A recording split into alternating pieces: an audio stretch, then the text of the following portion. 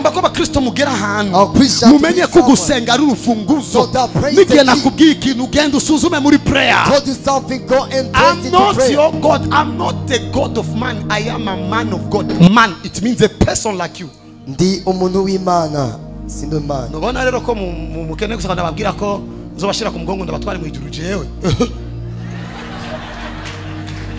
Iki ni Yesu rembo ry'ijuru. Nimba ari Yesu nawe urashoboye kumuhamagara.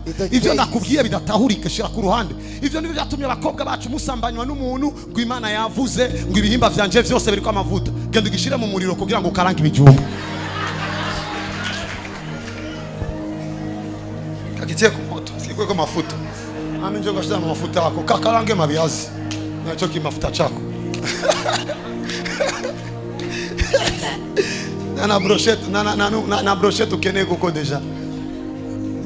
Okay, shiri biganza hejuru. Just raise up your hands. Ndabisikoni gishaka nugakuze murakumvisa ukonyene wagatahuye.